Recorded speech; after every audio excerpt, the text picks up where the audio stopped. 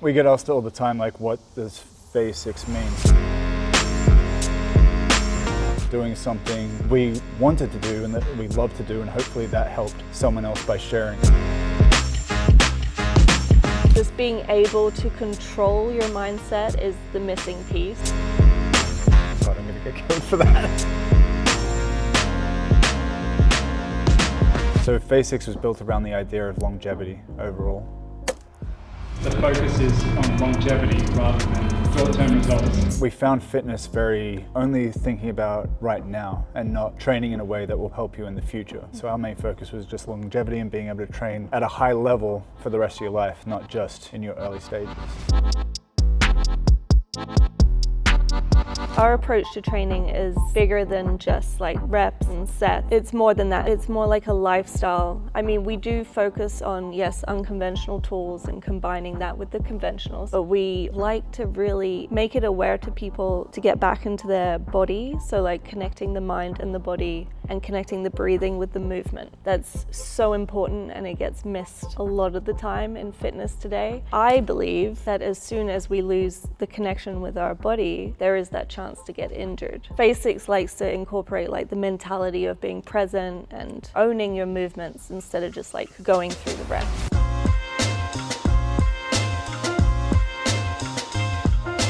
We get asked all the time, like, what does phase 6 mean? So phase 6 is built on 6 pillars or 6 foundations. We focus on strength, mobility, flexibility, power, agility, and locomotion.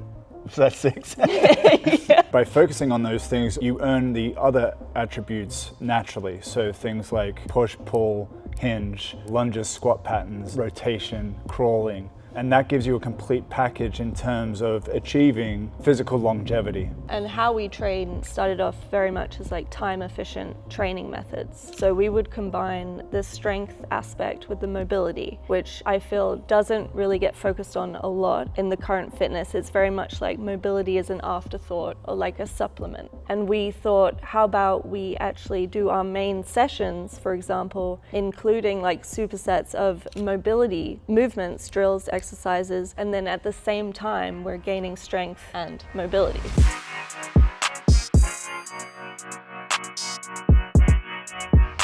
When we started, if you wind back the clock to prehistoric times of 2018, Instagram was just started with 15-second videos. So before that, it was just photos. You know, there was no audio or anything. We didn't want to just film on our phones. We wanted to incorporate other sides of our passion, so cinematography, from all the inspirations that, you know, I gained through cinema, like Steven Spielberg's, J.J. Abrams, David Fincher, and incorporate all the way that they shoot movies into the same way that people were shooting content, because no one was really doing that at the time.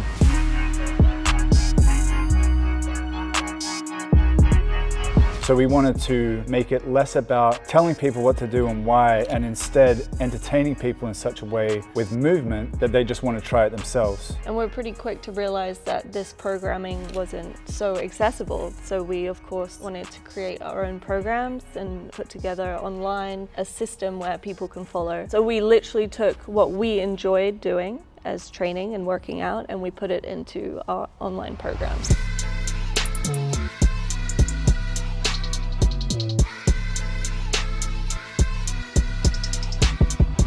We founded phase 6 in 2018, in June, but the catalyst of it was kind of started around 2017 when I went for a personal training certification, got right to the end and decided not to take the final exam because even with my limited knowledge of personal training and all that kind of stuff, I knew it was wrong because they were telling us not to do things like rotation and things like that. The great thing about that is they introduced us to kettlebells, which opened up the world of unconventional training. That was kind of the catalyst to realizing that this was a out-of-date system that needed to be changed, and the way to do that was to infiltrate it ourselves. So, you know, fast forward to 2018, and we tried to get a few normal jobs after moving to Australia from London, and it just wasn't working out. So we decided to focus on doing what we wanted to do for a living, which was create content and build a company around unconventional training and longevity fitness in general. So that's what we did.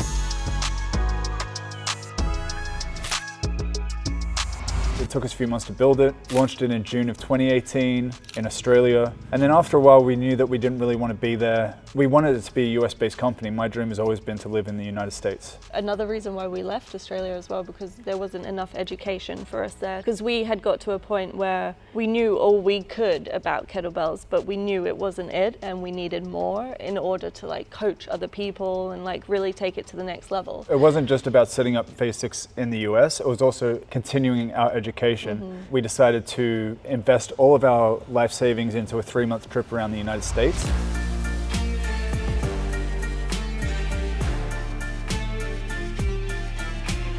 From the beginning of October to the end of November, we'd bring a videographer with us, pay for him and his flight, accommodation, and filming with us to document the entire experience, but also then get certifications in the on-it disciplines at the time.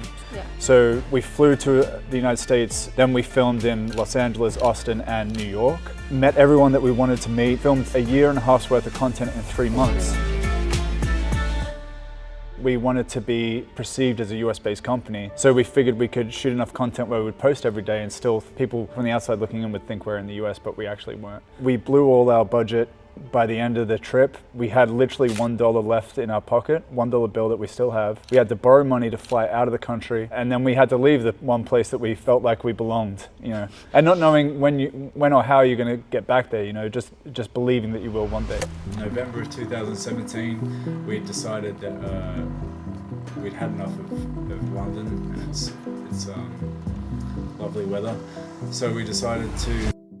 The information we could gather about immigration was very limited. Because our concept of Phase 6 was so unique, it was really hard to explain to an immigration attorney. So she told us to apply for a certain type of visa. She gave us 2 options. So we went back to London, applied for them. We got denied for the first one because it was incorrect. We applied for a second one a month later, nope. After we got denied, we shifted gears. We got like, okay, how can we get our message out while we figure out the main goal, little detour, and then finally get back on track. From 2019 to the beginning of 2020, we did a tour of London, all over Liverpool, Birmingham. Then we flew to Italy and did a few spots in Europe. Then we did a whole tour of the east coast of Australia, so starting in Melbourne, then Sydney, then Brisbane. We actually finished the final stop in Brisbane as like the whole world went into lockdown. Alarming new headline. Coronavirus is now rocketing. Now under stay-at-home orders. We weren't in the worst place in the world. It was actually a place called the Sunshine Coast, which was beautiful. It was a beautiful place, best and place you know, to be it wasn't. during the time. It didn't have as many restrictions as other places in the world. We just stayed there for a while. We continued to shoot content wherever we could. The thing that was interesting about the pandemic is that obviously everyone had to shift their mentality from no longer training in the gym and training themselves. And this is where our training really came in handy. People gravitated really to our programming because people were able to do it in small spaces when they're at home with limited equipment.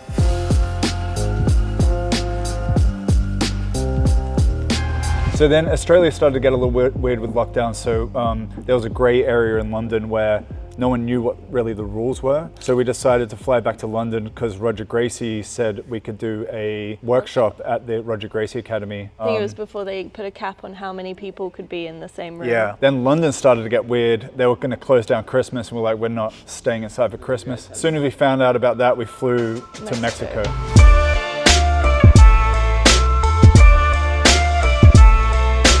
We went to Mexico mainly because it was so close to the United States and we thought that would make us feel better, but all it actually did was make it feel worse because we were so close. We'd achieved everything that we wanted to by sharing the message elsewhere in the world, and now it's to focus back on the main goal, which was to get into the United States. We thought we were being distracted by staying in Mexico, so we thought, okay, let's pack up and let's go back. I still remember having the conversation, we're like, no more distractions for this year. And this is where you have to be careful with what you say, because I literally said, I don't care if it takes me 12 months, we're gonna get the US visa in 12 months. And it took us almost exactly 12 months. So we found this really good immigration lawyer who understood what Phase 6 was, and most importantly, believed she could get us approved, which is what you need from an immigration attorney. By us making that decision in the beginning of 2021, we were approved for the visa in January of 2022. Hey guys, we are standing outside the Embassy of the United States of America, where our US visa has just been approved.